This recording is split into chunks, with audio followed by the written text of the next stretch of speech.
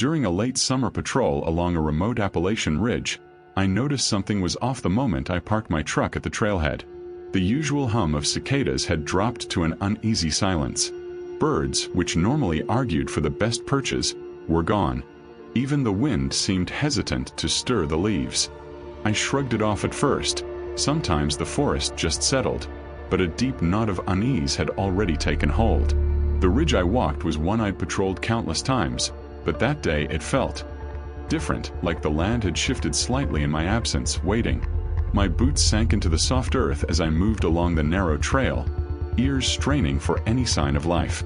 At first, there was only the rustling of leaves beneath my feet and the distant call of a crow, but as the minutes dragged, that too faded into nothing. The silence was too complete, heavy, and it made me feel exposed.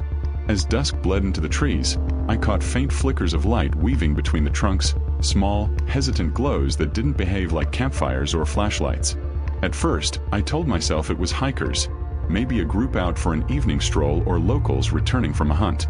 But something in their movement was wrong. The lights bobbed and twisted unnaturally, like lanterns carried by someone whose limbs didn't bend in the way humans do. I quickened my pace, curiosity and dread fighting in equal measure. The closer I got, the more the shapes distorted. Shadows stretched long and crooked, falling in directions that made no sense in the soft amber of the setting sun. My stomach sank, and for the first time in years of patrolling these woods, I felt an instinctive need to be elsewhere. I called out, my voice rough from the summer heat. "Hey, you lost." No response came, only the faint rustle of undergrowth and the soft, rhythmic crunch of leaves that wasn't quite in sync with my own steps. I felt it then, a presence deliberate and unyielding circling around me. My radio crackled violently, static surging through my earpiece. I reached to adjust it, but the interference only grew, bursts of static punctuated by faint whispers I couldn't quite understand. Panic rose, though I tried to keep it buried. Every footstep I took seemed amplified, echoing like thunder in the stillness. I tried to remind myself that nothing in these woods could move faster than a person, but the evidence suggested otherwise. I wasn't alone. The path opened into a small clearing, framed by gnarled oaks and thick underbrush. The lights had vanished, leaving nothing but the lingering scent of wet earth, decaying leaves, and something else. Something sour, almost metallic, that made my stomach twist. I scanned the clearing, but there was no sign of anyone or anything. Just the eerie hush that had fallen over the ridge. I could feel eyes on me, though I saw no one. My skin prickled, hairs standing on end, and I took a careful step backward, the crunch of dead twigs betraying my position. The forest seemed to pulse in response, silent but alive, aware of me in a way I couldn't explain. I considered calling for backup, but the rational part of me knew it wouldn't make sense. Who would believe a park ranger followed by ghostly, twisting lights on a summer ridge? And yet, every instinct screamed at me to leave, to get back to the truck and the safety of the main road. My steps grew faster, cautious but hurried, as I retraced my route along the trail. Every time I looked over my shoulder, the shadows of the trees seemed to warp and stretch, reaching toward me. The lights never reappeared, but their absence felt heavier than their presence had been. By the time I reached my truck, the sun had disappeared entirely, leaving only the dim glow of twilight and the oppressive hush of the mountains around me. I didn't sleep that night. I kept the windows up and the doors locked, even though I was miles from anything that might harm me. Every sound, the creak of the old cabin siding at the ranger station, the whisper of the wind through the trees, set my nerves on edge. I replayed the sequence over and over, trying to rationalize it, a trick of the light, a group of kids playing in the woods, maybe even hallucinations born from fatigue. But nothing explained the unnatural movement, the distorted shadows, the way the forest had felt aware. Weeks later, I returned to the ridge during daylight this time, hoping the earlier encounter had been a fluke. The path looked ordinary, familiar even, yet as I walked, my stomach tightened. Certain trees caught the sun in ways that made their branches twist like claws. Small movements in the underbrush, birds, deer, didn't settle my nerves. I remembered the smell of decay and something metallic, and I couldn't shake the feeling that something was still there, just out of sight, patient and unhurried. The forest had not forgotten me. I've passed that ridge countless times since, on patrol or just driving through the back roads, and every time, a shiver runs down my spine. The air seems heavier, the shadows slightly longer. The memory of that night clings, subtle but persistent. I've shared this story with no one in the department. What would they say? That I'd imagined it? That the forest was playing tricks on me? But I know what I saw. I know what I felt. And sometimes, when the wind is just right and the ridge lies shrouded in fog, I swear I can see the faintest glimmer of light dancing between the trees, waiting for the next patrol, as if the forest remembers, always, the ones who walk its ridges after dark. I first stumbled onto that cabin during a late summer patrol, though I had known the general area for years. It sat deeper into the woods than most hikers ever wandered, tucked behind a tangle of maples and hemlocks, far from any trail I usually checked.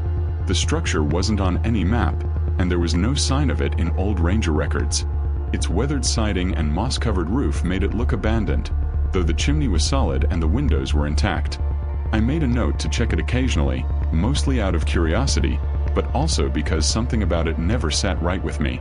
It felt alive in a way the forest itself didn't, like it was watching, waiting, counting. One afternoon, after a heavy rain had washed the trails slick with mud, I arrived at the clearing to find the door slightly ajar. I froze for a moment, heart thudding. I was certain I had locked it weeks ago, during my last inspection. The forest was quiet, the storm leaving only dripping water and the distant hiss of rain running off the leaves. I approached cautiously, boots sinking into the soft earth, and pushed the door fully open. Inside, the cabin appeared untouched. Dust covered the floorboards, a few cobwebs clung to the corners, and a thin layer of moisture hung in the air. But there was something else, a subtle, almost imperceptible scent. Smoke, faint and acrid, like a fire that had been burning and then gone out. My first thought was a hiker, someone seeking shelter from the rain. Maybe a local teenager sneaking in from the back roads. As I turned to leave, I felt the door behind me move, a low, slow creak echoing through the small space. My stomach tightened. I spun around, but the door was solidly closed. There was no wind, no one in sight. Just the quiet of the cabin, too deep and too heavy. Then came the scratching, soft and deliberate, along the walls. Fingernails against wood, tracing lines I couldn't see. My hair stood on end.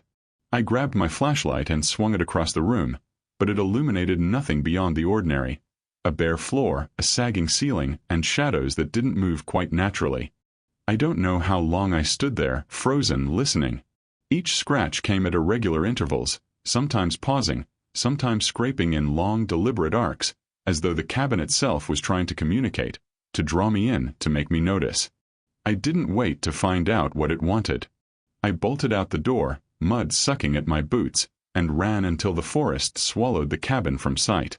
Sleep was fitful that night. I could still hear the faint echo of scratching in my mind, the slow sigh of boards settling, the faint, lingering scent of smoke. The next day, curiosity wrestled with reason, and I returned. To my unease, the door was ajar again, as if inviting me in. I told myself it was coincidence, that the wind had loosened the latch, that maybe a raccoon had fiddled with it. But the pattern repeated. Each day, each week I returned for a check, and each time, the door was slightly open. Each time, the cabin smelled faintly of smoke, though no fire had been made. Each time I heard the scratching, always just out of sight, always deliberate, always patient. I never saw anyone or anything inside. No footprints in the mud, no signs of intrusion, no evidence that another human had been present. But the cabin felt alive. It seemed to watch, to know when I approached. There were nights I'd drive past the clearing, and though it was pitch dark, I could swear the door had shifted slightly, as if moved by some unseen hand. I began avoiding it, but the unease lingered, a low thrum at the edges of my consciousness. Even when miles away, I could picture the small wooden cabin, its door ajar, its silent walls waiting. Over time, the forest around the cabin seemed different. The trail leading up to it grew more shadowed, the trees leaning in closer, blocking the light in subtle, unnatural ways. Birds refused to sing near the clearing. Even the wind seemed hesitant to stir, leaving the air still and heavy. I realized that there is a quiet dread in places where no one should be, a watchfulness that presses on the mind and makes ordinary things feel wrong. This cabin was one of those places. I tried to rationalize my experiences. Perhaps it was old wood settling, rain dripping through unseen cracks. Perhaps it was smoke drifting in from distant fires, carried on the wind. Maybe it was exhaustion or the lingering tension of being alone in the deep mountains. But no explanation fit all the details. The door, the smell, the persistent scratching, the sense of being watched. And there were nights when I would lie awake and see the cabin in my mind's eye, the door ajar, silent, patient. I could almost hear it breathing, waiting for me to return. Eventually, I stopped going back. I had other patrols, other responsibilities. Life went on, but the cabin stayed with me. Even now, years later, when I think about those woods, the image of that small, unmarked cabin comes to mind first. The way it sits, quiet and unyielding, hidden among the trees, the way it seems to sense who approaches, the way it can make a man feel like he is being observed even when he is miles from anyone else. I can still picture the faint curl of smoke in the air, the thin line of light that sometimes flickers against the threshold, and I know the cabin waits, patient as ever, for the next person to notice it. I've mentioned it to no one. Who would believe a park ranger haunted by the door of an empty cabin? Who would understand the dread that builds slowly, imperceptibly, until it feels like the air itself is thick and heavy? And yet, even when I'm safe, far from those mountains, I feel the memory tug at me. It's there in the quiet hours before dawn, in the rustle of leaves, in the way the wind seems to hesitate around old trees. That cabin, that door, that subtle scratching, it never truly lets go. There is a weight to such places, a patience that is unsettling. You can't fight it, can't escape it, and you can't understand it fully. All you can do is move past it carefully, and even then it lingers in the edges of your mind, whispering in silence, reminding you that some corners of the world are not meant to be disturbed. That small, unmarked cabin deep in the Appalachians will always be one of those corners. It waits. I had been patrolling near the old fire tower for years, a relic from decades past when lookouts were stationed to spot forest fires before planes and satellites became standard. The structure sat at the edge of a clearing, tall and skeletal against the thick canopy of pines, its metal ladder rusting and groaning under the weight of time. That evening, the sun had begun sinking behind the hills, turning the sky a dull orange, streaked with bruised purples and grays. I was making my usual rounds along the dirt path that led up to the tower when I first noticed the sound. Footsteps behind me, soft at first, then growing steadily more deliberate.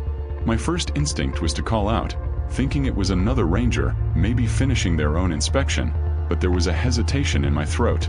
Something about the sound felt off. I slowed my pace to listen, and the footsteps mirrored me exactly. Every time I stepped faster, they did the same. Every pause I made, they echoed in kind. It was a rhythm that couldn't be coincidence, and a chill ran through me, settling deep in my chest. I told myself it had to be another ranger, someone taking a shortcut, someone who knew the trails well, but my radio crackled to life and there was no response, nothing at all. I stopped completely, heart hammering, scanning the tree lane for movement. Nothing stirred. The forest around me, usually alive with the sounds of birds, insects, and wind in the leaves, had gone impossibly still. Even the air seemed thick, pressing in from all sides. The steps continued, now circling the tower, tracing the perimeter as if they knew exactly where I was and where I was going. I gripped my flashlight tighter, swinging it toward the underbrush, toward the trees, toward the tower itself. The ladder swayed gently in the evening breeze, or at least I assumed it was a breeze, but the air was still. There was no wind, no movement to account for the slow, rhythmic rocking. I swallowed hard and decided to climb. Part of me wanted to confront whoever or whatever was down there, and part of me wanted to escape to be anywhere else. My boots squeaked against the metal rungs, echoing unnaturally loud in the still air, and I paused several times, listening, straining to hear over the sound of my own breath. From below, the footsteps did not stop. They continued, circling the base of the tower as though they were pacing a line only I could see. Then came the whisper, soft and deliberate, curling around me in a way that made the hairs on my arms rise. My name, spoken slowly, chillingly, but I could not tell the direction it came from. I froze mid-step, gripping the ladder so tightly my knuckles ached. The forest seemed to have shrunk, the pines bending in toward me, the clearing closing like the walls of a coffin. I climbed higher, forcing my eyes over the treetops, scanning the ridges and valleys, hoping to spot someone. The view was empty, the forest stretching for miles, unbroken and silent except for the echoing steps below. The whisper came again, softer this time, as though teasing me, challenging me. My stomach knotted, and I realized I had no way to rationalize what I was experiencing. There was no one in the clearing, no visible movement, and yet the footsteps were real, solid, purposeful. My mind raced, trying to find a plausible explanation. An animal, a prank, the wind, but none fit. Every instinct screamed at me that I was being watched, that I had wandered into the attention of something patient and unseen. I finally reached the top of the ladder and settled onto the platform, trying to force my racing heart into a calm rhythm. The sun had dipped fully behind the horizon, leaving a dim twilight in its wake. The forest looked ordinary from above, peaceful even, but I could still hear the steps below, circling the tower in a pattern that didn't make sense. The whisper came again, this time only a breath, almost teasing, almost intimate, impossible to place. I felt a sudden vertigo, not from the height, but from the knowledge that I was alone in a way I had never been before. Alone and yet not. Minutes, or maybe hours, passed. I kept my flashlight sweeping the tree lane, but I saw nothing. The echo of those steps eventually faded, leaving only the heavy silence that pressed in on all sides. My hands shook as I descended the ladder, the metal groaning beneath me in a way that seemed louder than usual, echoing into the darkening forest. When my boots hit the dirt path at the base, the footsteps had vanished completely. The forest returned to normal, or at least as normal as it had been before. But the unease lingered. The clearing no longer felt empty. The shadows seemed thicker, more purposeful. Even the faint rustle of leaves carried a note of menace I had never noticed before. For days afterward I could hear it in my mind. The circling footsteps, the faint whisper of my name, the swaying ladder. Each time I patrolled near that clearing, a tightness gripped my chest. The forest itself seemed aware of me, patient and calculating. Sleep was restless. I found myself waking in the night, heart pounding, imagining shapes moving just beyond the cabin of my vision. Rational thought tried to explain it. Imagination, stress, the old legends of watchers and feral people. But it never fully fit. It could not account for the clarity of the steps, the certainty of the whisper, the way the forest seemed to shrink in around me. Even now, months later, I can feel the ridge calling me back. I drive past it on occasion, and though nothing is there, I swear I can see movement in the shadows near the tower, or hear the faint echo of boots on dirt. The experience stays with you, long after the rational mind has tried to bury it. The Appalachian forest is patient, and the ridges hold secrets. There are places where the solitude is absolute, and yet you are never truly alone. The fire tower stands as a silent sentinel, old and decaying, but somehow alive with memory. Every time I recall that night, the whisper curls around my thoughts, and I am reminded that the woods do not forgive trespassers, do not forget those who wander where they should not, and carry their own quiet, inescapable watchfulness. I never reported the incident. Who would believe a seasoned ranger followed by phantom footsteps, called by a voice that could not be traced? But I know what I experienced. The forest remembers. The tower remembers. And on some nights when the wind is dead and the air holds its breath, I can almost hear it calling again, soft and deliberate, circling me, patient as ever. I had stayed late at the ranger station that night, longer than I ever intended, finishing up reports and filing logs after a long day of patrols in the deeper sections of the park. The building sat on the edge of a ridge, surrounded by dense forest that stretched for miles, and even in the middle of summer, the shadows seemed darker here than anywhere else. By the time I finished, the sun had dipped below the horizon, leaving the station isolated in a pool of dim electric light. I turned off my computer and stretched, expecting the silence to feel calming after the constant background hum of the office. Instead, it pressed in on me, heavy and immediate, like the walls themselves had grown closer. The first sound was subtle, almost dismissible, a creak from one of the cabinets along the far wall. At first, I thought it was the old building settling, old wood twisting after a long hot day. But the creak repeated, deliberate, like a fingernail dragging along the surface, followed by a faint thump, as if someone had set a heavy binder down roughly. I froze, heart tightening. No one else should have been in the building. The nearest patrol car had left hours ago, and I hadn't seen another ranger on the way in. The sound came again, a soft scrape, then silence. I grabbed my flashlight and swept it across the office, scanning the cabinets, the corners, the shadowed edges of the room. Nothing. Even as I moved, I noticed something odd, the shadows. They seemed wrong, stretching toward me, shifting in ways the light should not have allowed. Each time I passed, they appeared to lean closer, to curl around the edges of my vision, like they were alive, watching, waiting. I told myself it was my imagination, the tension of being alone in the forest's edge, but the sensation persisted, crawling up my spine. I checked the security cameras. Nothing. No movement outside, no figures crossing the lot, not even the flash of a passing animal.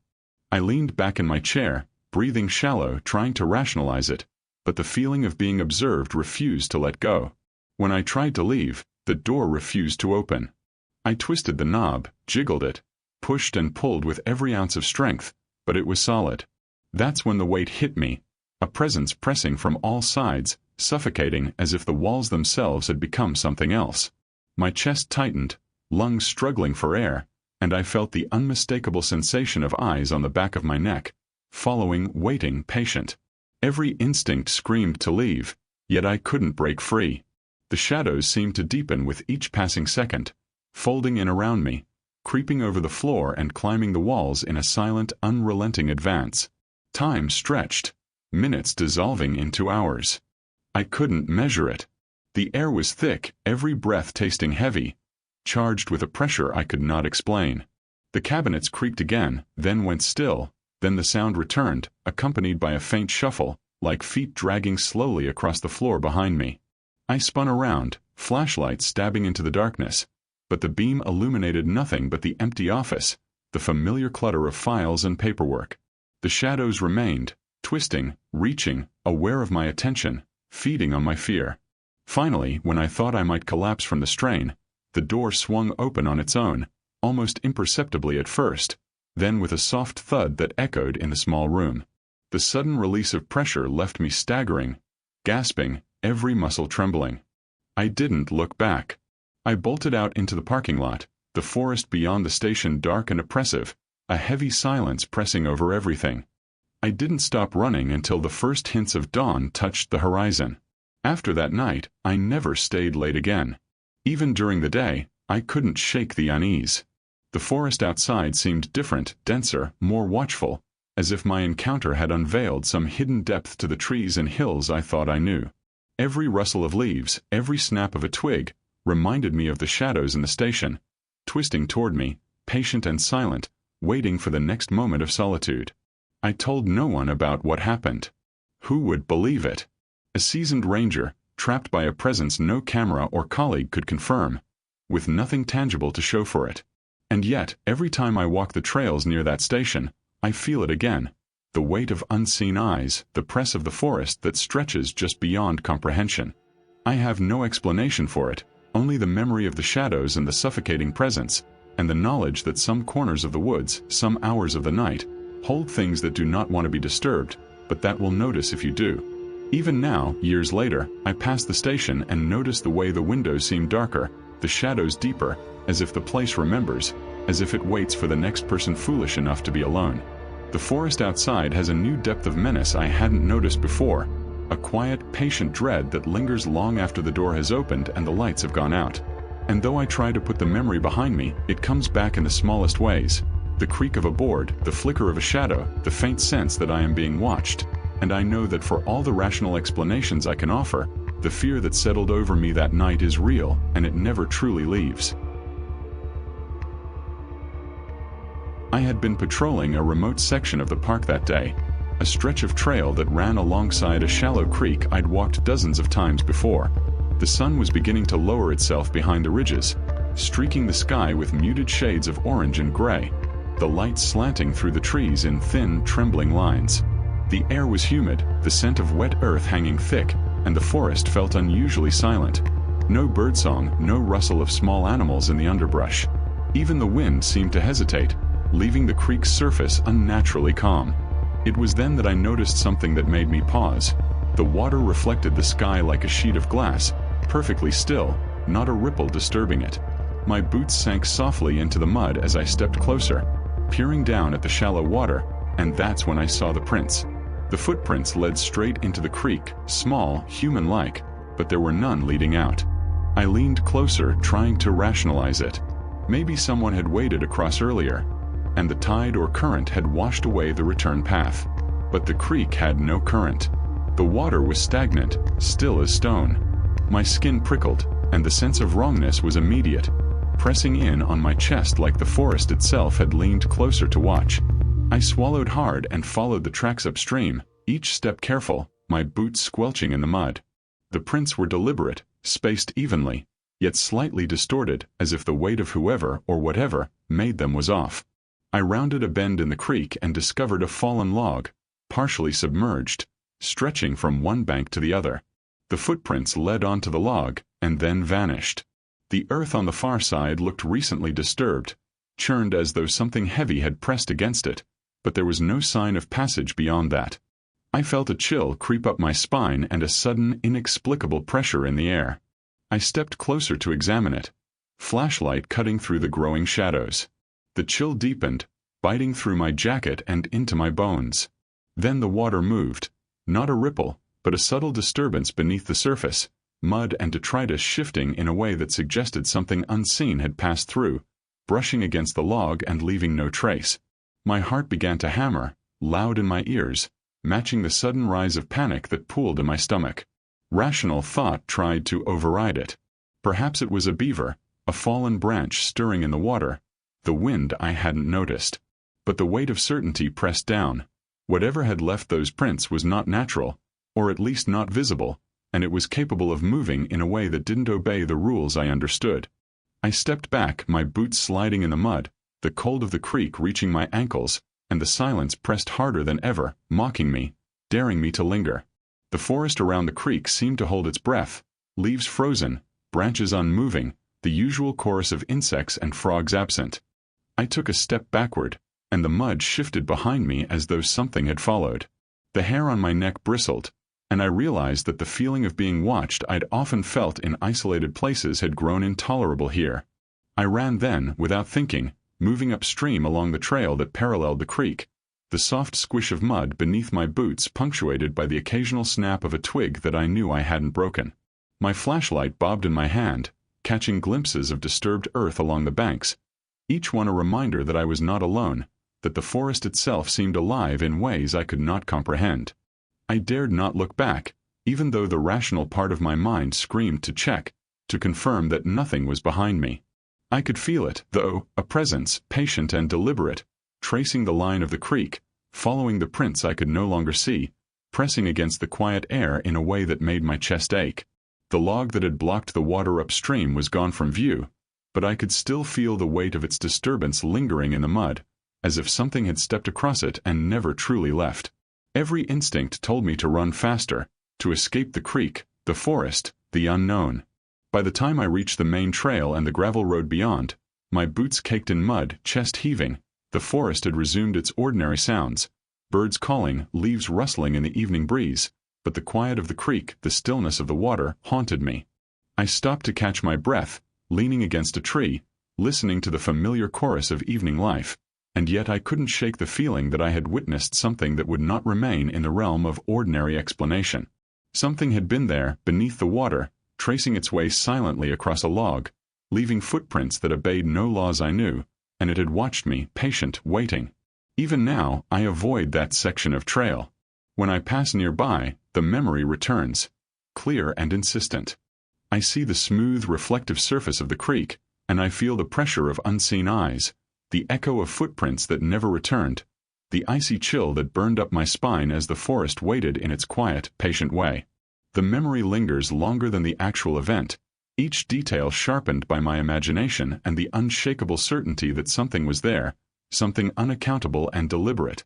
I've tried to tell others, colleagues and friends who patrol these woods, but they shake their heads politely, suggest fatigue or imagination, yet I know what I saw. The prints, the disturbed earth, the subtle movement beneath the water, none of it can be easily explained. And in the dead quiet of those Appalachian ridges, where the creek bends and the forest presses close, I remember the sense of being watched, the wrongness in the stillness, the way the water reflected the sky perfectly, deceptively calm. It mocks you, that stillness, the way it hides something that refuses to be seen. Even now, years later, I drive past that stretch and glance toward the creek. The reflection of the sky in the water catches my eye, and for a brief moment, I expect to see the footprints again, leading into the water, leading nowhere.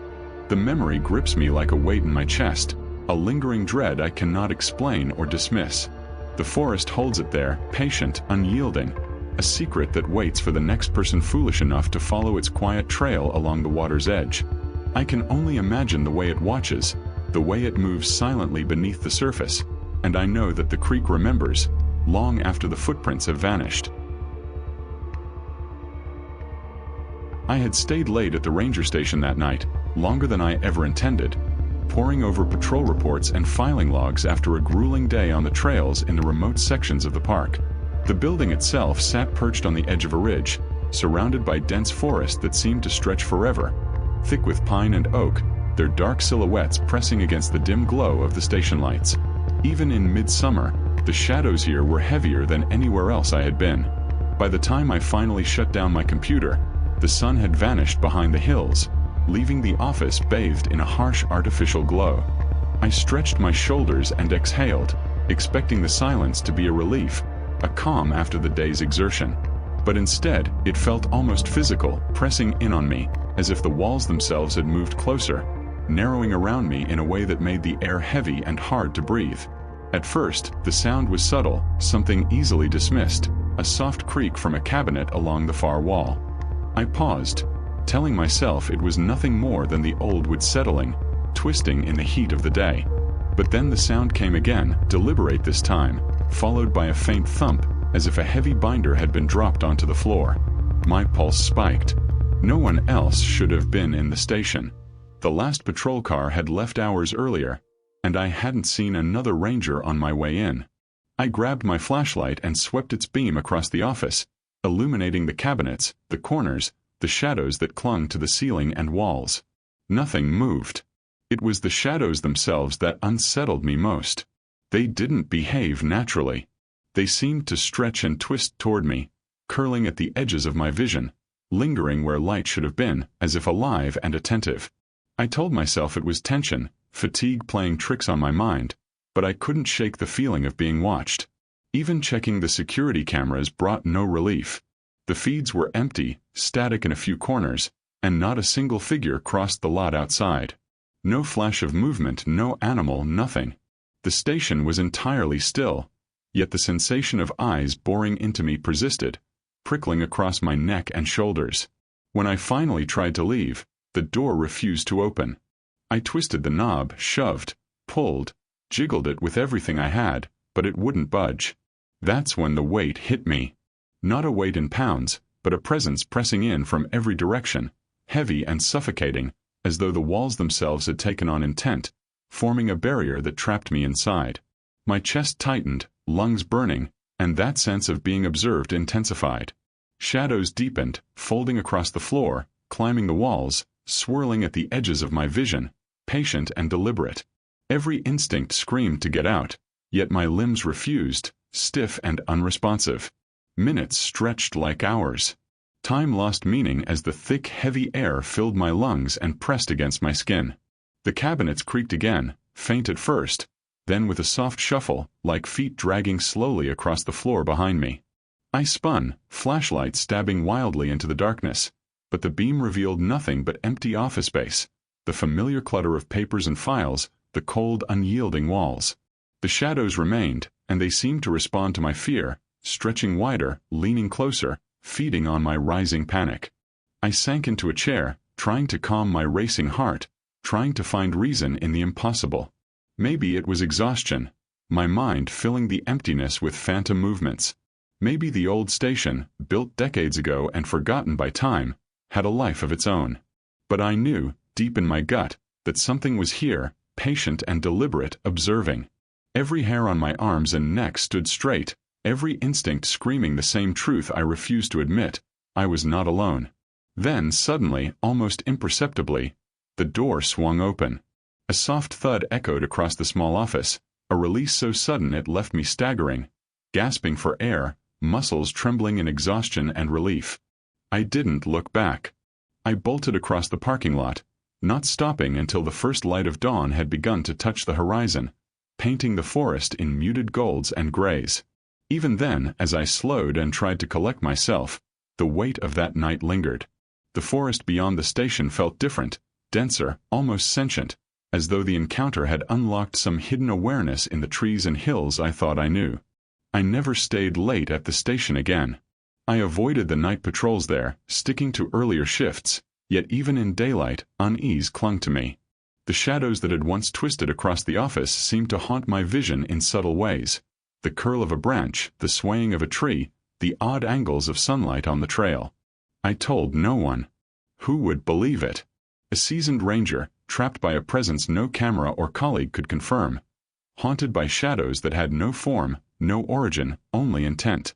And yet, whenever I walked the trails near the station, I felt the weight of those unseen eyes, the suffocating press of the forest just beyond perception. Years have passed, but the memory never fades. Even now, when I drive past the station, the windows seem darker than they should be, shadows clinging to the corners as if waiting. The forest outside carries a new depth, a patient, quiet menace that wasn't there, or at least I hadn't noticed it before that night. Every subtle creak, every flicker of shadow, every moment of stillness reminds me that the forest remembers. Some corners of these woods, some hours of the night, hold things that do not want to be disturbed, but that notice when you do. The fear from that night remains, lurking beneath the surface of my mind, quiet but persistent. Rational explanations fail to capture the weight of presence, the twisting shadows, the oppressive stillness. Even as I tell myself it was imagination, fatigue, or the quirks of an old building, I know better. I know that some nights, in some places, the woods are patient, and the shadows will wait. And when no one else is watching, they will reach, just enough to remind you that solitude in the forest is never truly solitary. I will never stay late again. I don't need to. The memory, and the quiet dread that came with it, is enough to ensure I never forget that some parts of the Appalachian woods hold attentions that linger, patient, deliberate, and entirely indifferent to reason. Even now, the echo of that night touches me in the smallest ways. A creak of a board, a flicker of shadow, the faintest press of unseen eyes. And I know, without a doubt, that the fear is real, and it will never truly leave. I had been mapping a backcountry trail deep in the Appalachians, a stretch of forest so remote that sunlight barely reached the forest floor through the thick canopy of pines and oaks. The trail twisted along steep ridges and through shadowed hollows, littered with fallen branches and the occasional abandoned campsite, remnants of hikers who had tried to navigate the same paths before. The day had begun uneventfully, with the usual sounds of wind in the trees and the distant calls of birds, but as the sun dipped lower behind the ridges, a silence settled over the forest, a heavy, unnatural hush that pressed against my ears and made every footstep sound like a drumbeat in the quiet. Then I heard it. Voices. Faint at first, carried on the cool evening air, distant but urgent, calling for help. My heart thumped in my chest. At first, I told myself it was someone who had gotten lost, maybe a hiker separated from their group, and I ran toward the sound, calling back, shouting that help was coming. But as I moved through the underbrush, the voices seemed to shift, always just out of reach. They circled me, echoing from the hollows, fading and returning from different directions. It was impossible to tell their source. I paused, straining to locate the sound, but every attempt only seemed to deepen the confusion. The forest itself seemed to mock me, folding sound around the ridges and trees in ways I couldn't account for. As twilight deepened, I came across an old campsite, long abandoned.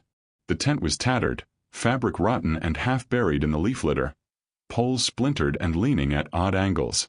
Rusted cooking equipment lay scattered across the ground, and the fire pit was filled with ash from fires long cold. Nothing stirred. I called out, expecting an answer, but there was only silence, thick and suffocating. The voices I had been chasing earlier were closer now, yet still intangible, lingering just beyond the edge of perception. The forest seemed alive with them, the echoes of people who had walked these paths years, maybe decades ago, whose fear had become a part of the mountain itself. I followed the trail further, encountering more campsites in similar decay. Rotting tents, moss-covered backpacks, discarded food cans. Each one was a silent testament to someone who had entered the wilderness and never left, their presence lingering in a way that defied explanation. The voices called again, soft and desperate, and this time I recognized them. Not real-time cries but echoes imprinted into the mountain. The mountains had absorbed their panic, their confusion, leaving it trapped to repeat itself for anyone unfortunate enough to wander too close. My stomach churned, a cold, crawling fear settling into my chest. It was not just the memory of these lost hikers. It was as if the forest itself had decided to replay it for me, to remind me of its power and its patience. The air grew colder as darkness settled over the trail, thickening the shadows, making familiar shapes alien. I moved cautiously, boots crunching in the underbrush, but every sound I made seemed amplified, mingling with the ghostly cries that swirled in the hollows. At one point I thought I saw movement between the trees, figures stepping lightly along the ridges, but whenever I focused, they vanished. The forest was playing tricks, but the echoes remained, persistent, circling, repeating the fear that had once filled these woods. I kept walking, driven both by duty to map the trail and by a growing gnawing unease. The trail narrowed, bending through a dense copse of hemlocks, and the cries became more distinct, overlapping now with the sound of branches snapping under invisible footsteps. I stopped, listening, heart hammering. The voices called my name, though softly, almost teasing, urging me onward, daring me to uncover the truth. I realized then that there was no truth to uncover. The forest held these echoes, trapped by the land, by time, by some unspoken rule I couldn't comprehend. They were warnings, perhaps, or mere accidents of memory, repeating endlessly without reason, without relief. Eventually, I reached a clearing, and the voices faded with the last rays of sunlight, leaving a profound silence that seemed heavier than the cries themselves. I looked around at the decaying campsites, the mossy remnants of lives interrupted, and felt a hollow ache in my chest. The mountains had claimed them, and their fear remained, suspended in time, a warning to anyone who wandered too far or stayed too long. I left the trail quickly, my pace hurried, yet even as I reached the more familiar sections of forest and eventually the road, I could still hear them faintly in my mind. The desperate calls, the repeating cries, the echo of lives lost to the wilderness. I never returned to that backcountry trail alone. Even now, on quiet nights, I replay the sounds in my head. Soft whispers carried on the wind as if the forest itself is reminding me of its patience. I wonder how many have wandered too far, how many have stepped off the trail and become part of the echo, trapped within the mountains, leaving their fear behind for the next person to stumble upon. Every time I think of that trail, every time I hear a distant call on the wind, the hair on my arms stands on end. The echoes of the lost hikers are patient, and they are eternal, a reminder that the forest keeps its own records, and that fear can linger long after the people themselves have disappeared. The memory of that day has never left me. Even years later, I drive past the ridges, the creeks, the hollows where the trail winds, and I feel the quiet pressure of the forest around me. I know, deep down, that the echoes are still there, waiting, circling and watching. They have no beginning and no end, only repetition, the cries of the lost replayed for anyone who ventures too deep. And I cannot forget them, because when the mountains remember, they make sure you remember too.